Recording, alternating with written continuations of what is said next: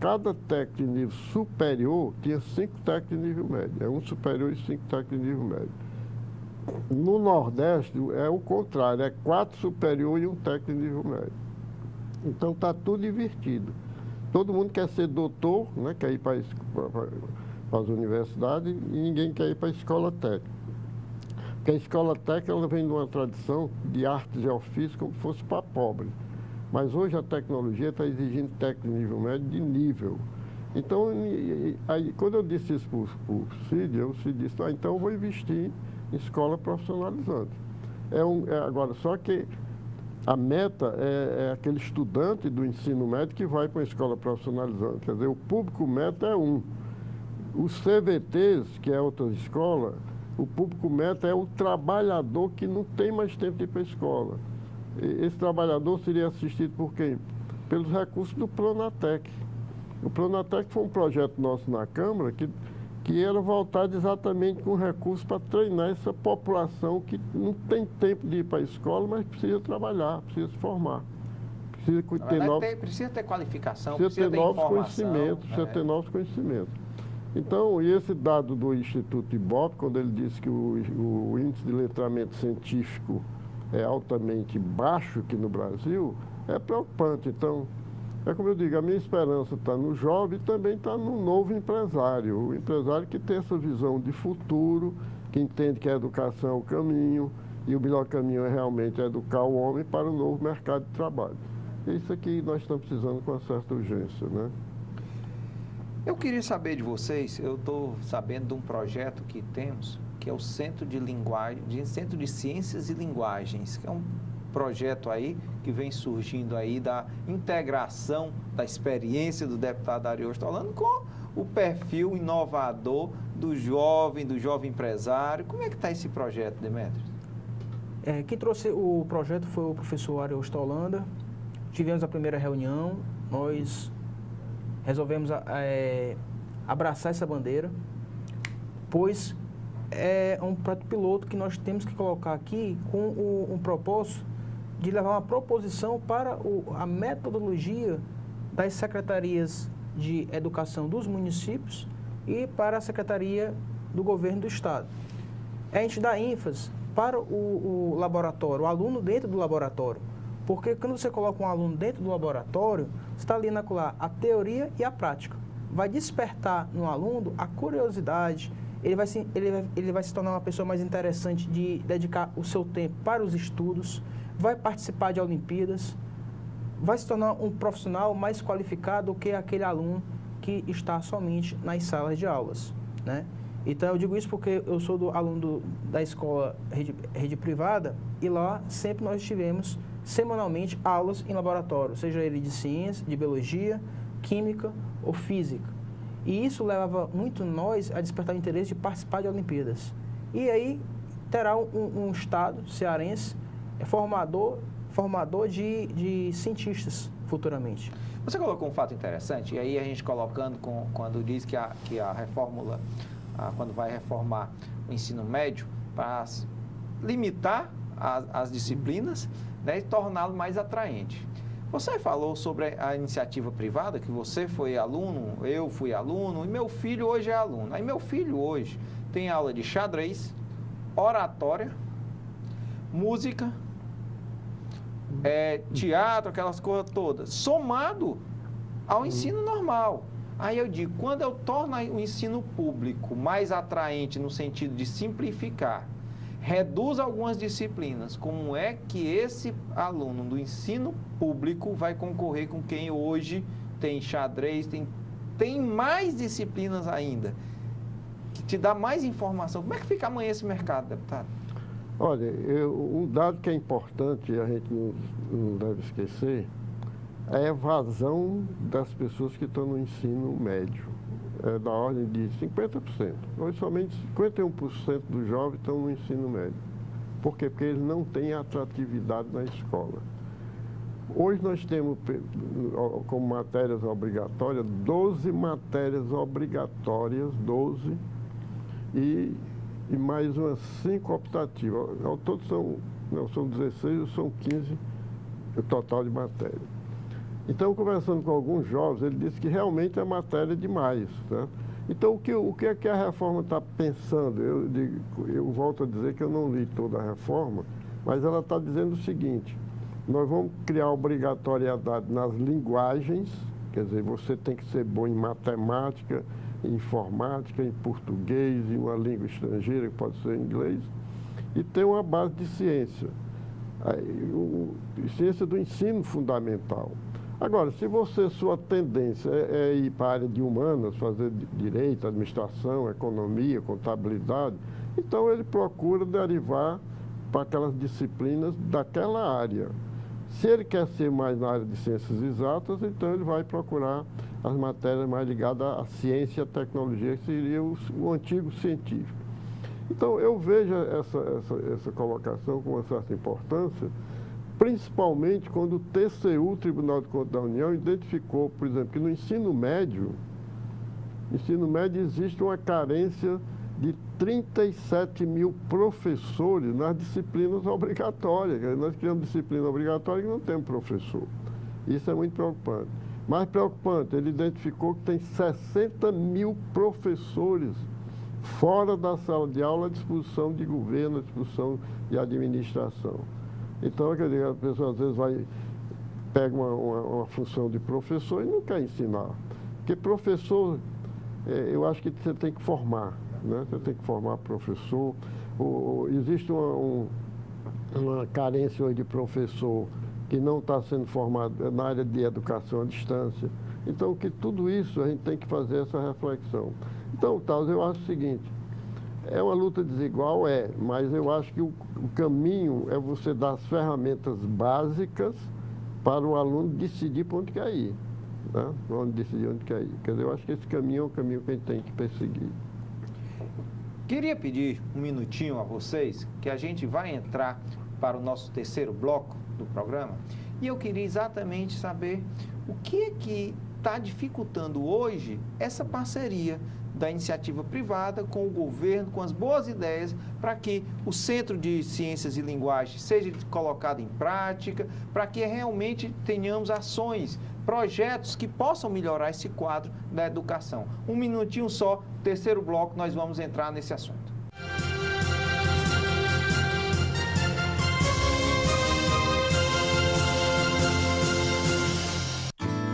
Chegou o Vale Cultura, um crédito de R$50 mensais cumulativos para o trabalhador ter acesso à cultura. Ir ao teatro, cinema, circo, shows, museus, comprar livros, DVDs, instrumentos musicais, revistas e jornais. Para isso, a sua empresa tem de aderir ao programa.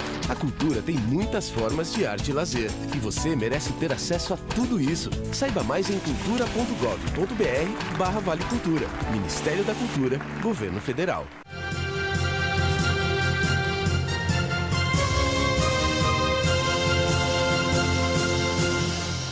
Estamos voltando ao terceiro bloco do programa Educação e Trabalho. Sou o professor Thales e o tema de hoje, a ciência, a tecnologia e a formação, a qualificação profissional. Estamos aqui com Demétrio Vieira, que é empresário, presidente da Federação dos Jovens Empresários, e o deputado professor Ariosto Holanda.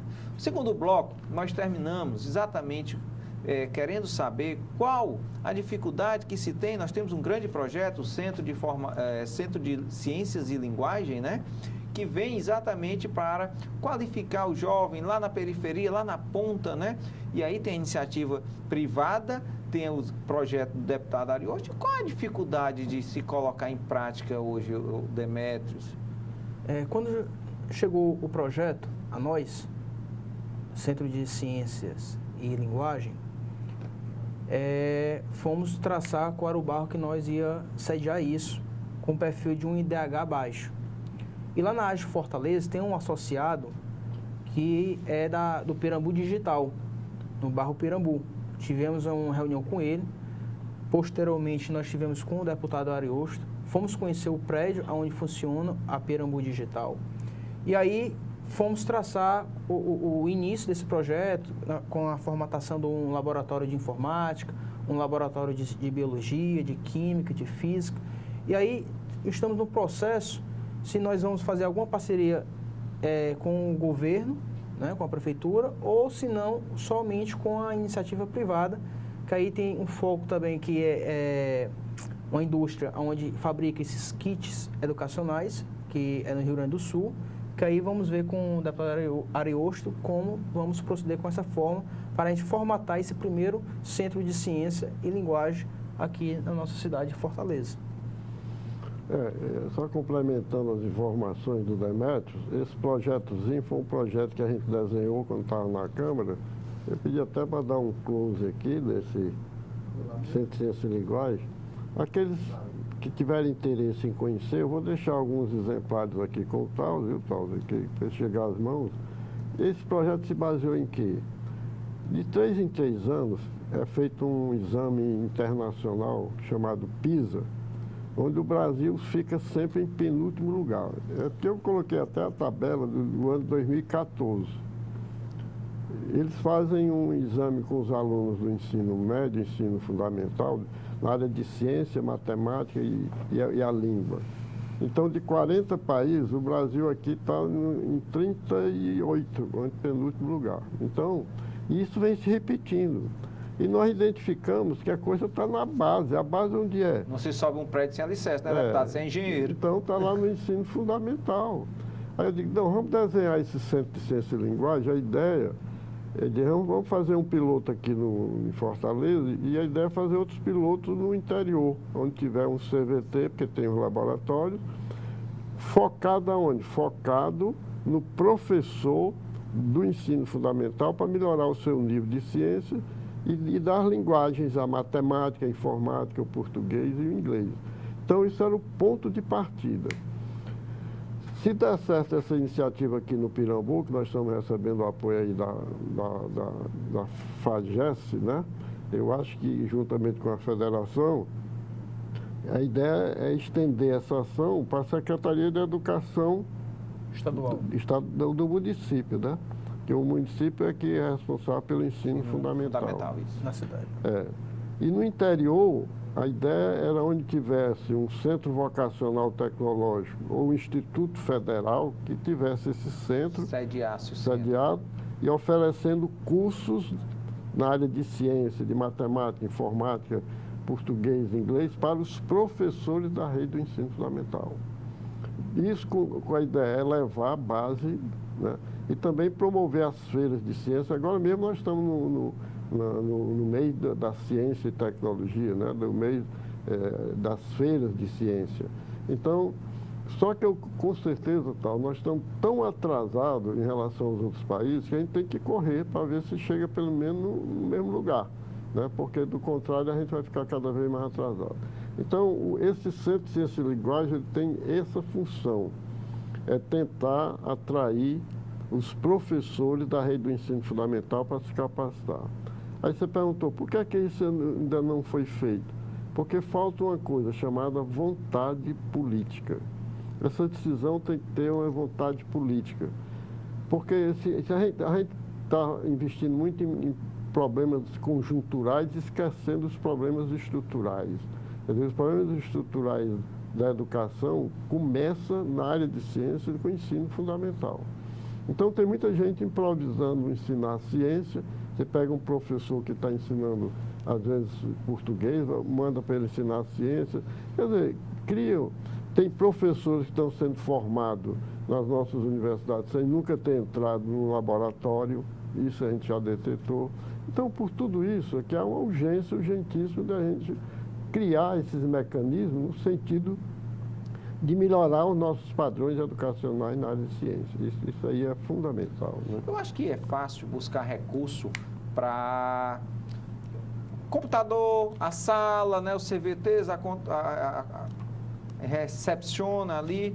E o custeio? Onde é que se vai buscar o custeio desse equipamento? Onde é que vai buscar o custo do professor? Né, o dia a dia desse professor? Qual a ideia disso? Olha, que eu digo, a vontade política, né? Quer dizer, eu sempre... Aí eu vou dizer, com o custo para a educação já sendo cortado...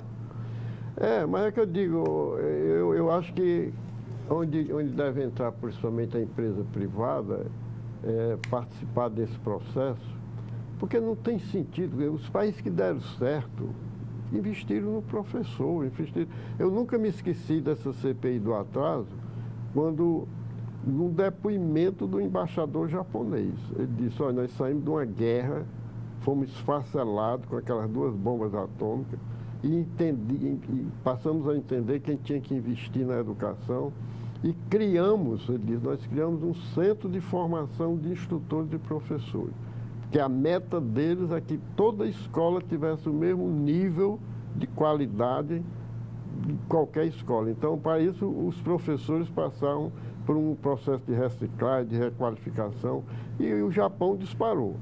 Assim fez a Coreia, assim fez a Finlândia, assim fez a Alemanha, e o Brasil continua patinando. Quer dizer, por que o político não quer investir na educação? Sabe por quê? Porque ninguém vê. A educação está na cabeça das pessoas. Ele prefere investir numa praça que é efêmera, que o tempo acaba. Prefere investir num calçamento, num poço, numa estrada, porque politicamente aquilo serve de propaganda para ele. Mas investir em educação, onde é que está a educação? A educação está na cabeça das pessoas. É investir no que eu chamo numa fábrica, a fábrica de cérebro. Essa ninguém vê. Por isso que às vezes as pessoas ficam fora dessa ação educativa. Então, nós temos que coragem de enfrentar isso, de enfrentar. É um problema estrutural. Você diz, não, onde é que vai conseguir o recurso? Não tem recurso, você está se gastando com tanta coisa. Hoje mesmo eu vi uma notícia de que foi transferido recurso para combate à dengue que nunca foi aplicado.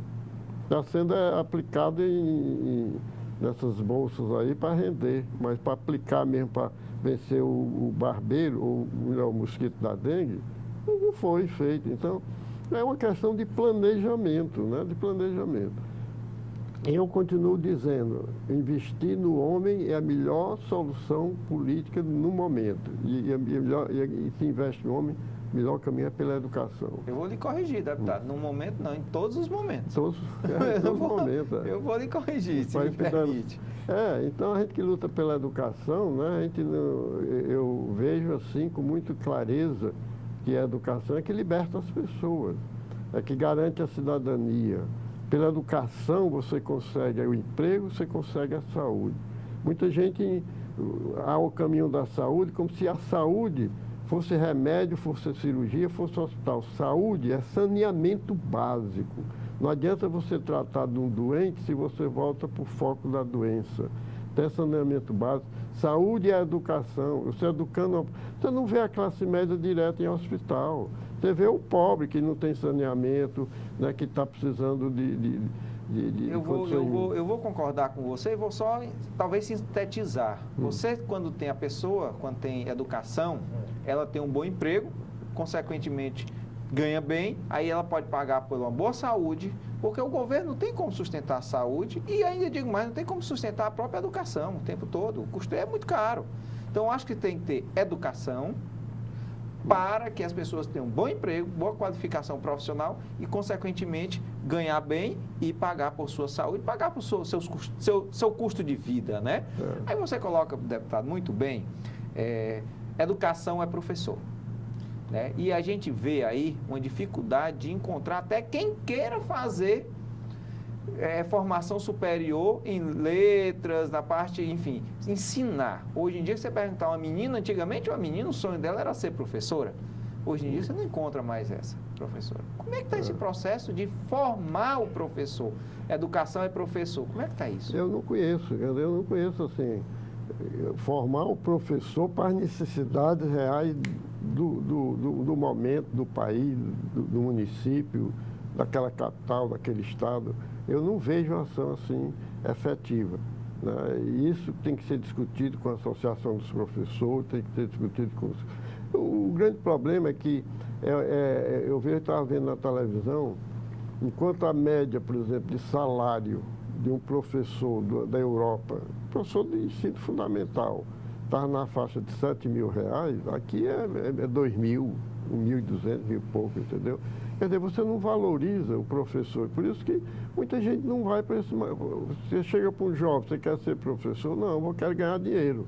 É tanto que muita gente chega e diz, Quem sabe faz, quem não sabe ensina. Quer dizer, isso é triste, né? Quer dizer, você ir nessa direção. Isso é triste porque todas as profissões passaram por um professor. Professor. E ele que ficou, ele ensinou o Olha, médico e ele não ganhou uma dinheiro. vez nesse livro que eu escrevi, eu disse, olha, eu tenho um respeito tão grande pelo professor e a gente se esquece daqueles que foram responsáveis pela sua formação. Uma vez eu voltei lá em Limoeiro, eu disse, eu vou atrás daquela minha professorinha que me ensinou o ABC, naquela época era o ABC, né? A tabuada, né? Tal, eu encontrei a minha professorinha no meio rural, no fundo de uma rede, numa pobreza absoluta. Quer dizer, isso é triste, né? Puxa, a gente se esquece daqueles que lhe deram a mão. Então, que ensinavam por vocação, que tinha o maior prazer de ensinar uma criança. Então, hoje professor, para mim, é um herói anônimo nesse país. Quando ele abraça mesmo a carreira de professor, ele faz com muito amor, com muita dedicação, com muito carinho. Mas, infelizmente, os governos não estão reconhecendo esse mestre que é responsável pelos grandes que estão aí no poder, né? E esquece daqueles que lhe deram a mão, que ajudaram. Então, o professor hoje, para mim, é um injustiçado. E a saída desse nosso problema tem que estar investindo no professor, tem que estar investindo na escola, tem que encontrar os caminhos. Eu não me preocuparia quem que vai pagar, quanto é o custo disso. Isso é complicado, né? Porque se você prioriza a educação, o custo vem do governo, né? Por exemplo, eu fui contra, na época, os recursos do pré-sal para financiar a educação. Digo, não, quem tem que financiar a educação são os recursos orçamentários do governo federal, que o pré-sal alimenta esses recursos. Mas depender até de o pré-sal é oscilante, né, deputado? Eu acho que tem que ter recurso garantido. 10% do orçamento, então tem que ser 10% do orçamento. Agora, desde que o pré-sal alimente esse orçamento. Mas depender de pré-sal, está aí, o pré-sal totalmente parado. Isso que eu estou dizendo. Aí a educação ia parar também? Parar também, né? Não tem sentido. Então, é um gesto que se faz ou não se faz, né? A gente vem falando realmente exatamente nessa formação do aluno, e aí a gente entra na formação do professor. Se hoje fosse para a gente, até você, Demetrio, como empresário, falar para o professor como expectativa de vida, expectativa profissional e expectativa amanhã para a nossa educação, como seria esse cenário? Como é que você vê amanhã o professor dentro do cenário da educação e no cenário social? Precisa passar por uma reformulação o método de ensino e como o tratamento que o governo trata os professores. A gente estava falando agora, um ponto anterior agora, com relação de onde vem o dinheiro. O dinheiro tem. Se a gente parar mais o roubo, a corrupção, o dinheiro vem para poder custear essa máquina da educação, da saúde, do saneamento básico. Mas o roubo é tão grande que falta dinheiro para custear esses pontos fundamentais da nossa sociedade. Nós temos fatos concretos, como mudou, apesar que foi de um certo tempo, de décadas, mas mudou a realidade de um país com relação à educação. A Coreia do Sul é um exemplo, a China é outro exemplo aí. Então nós temos, os governantes têm que olhar com outro olhar o setor da educação e dos professores. Eu sempre digo, e aí vou pegar uma palavra do deputado, quando diz que a educação liberta, né, deputado? E eu sempre digo que a educação liberta da escravidão psicológica e o trabalho liberta da escravidão financeira. Então, para termos um povo livre realmente, precisamos ter, antes de ordem e progresso, que não se constrói um país com ordem e progresso se ele não tiver educação e trabalho. Então, com isso, eu queria encerrar o programa Educação e Trabalho de hoje, agradecendo a vocês a presença do deputado Ariosto Holanda, que é sempre bem-vindo, e você sabe que você é o inspirador do nosso programa, a sua luta, né? E a você, Demetrio, aos empresários, que Deus ilumine realmente aí a mente do jovem e a mente do jovem empresário, principalmente. Quiserem agradecer? Ok, agradeço o espaço. Nós estamos aqui não para criticar o governo, e sim levar proposições, ideias, para a gente alcançar resultados melhores. Eu aproveito também para dizer que eu continuo nessa minha luta, é uma luta intensa e desigual, mas a você, espectador que está nos ouvindo, se acreditar um pouco nessas nossas propostas e ideias, Fica aqui esse nosso projetozinho, o Tauso, que é um professor, sabe dessa luta, e aqueles que tiverem interesse em conhecer esse projeto, entrem em contato com a televisão, que nós encaminharemos com o maior prazer. O programa Educação e Trabalho também está na rádio, na Fortaleza FM 106.1, de segunda a sexta, às 16 horas. O nosso programa terá reprise na segunda-feira, às 15 horas, e na quinta, às 18 horas. Agradecemos todos a audiência, desejamos a todos muita saúde, educação e trabalho. Muito obrigado.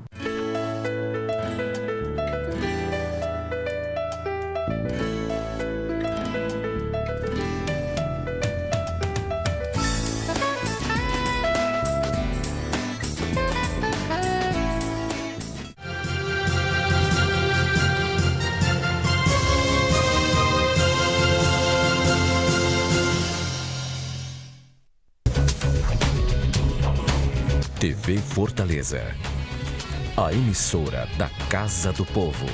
Creche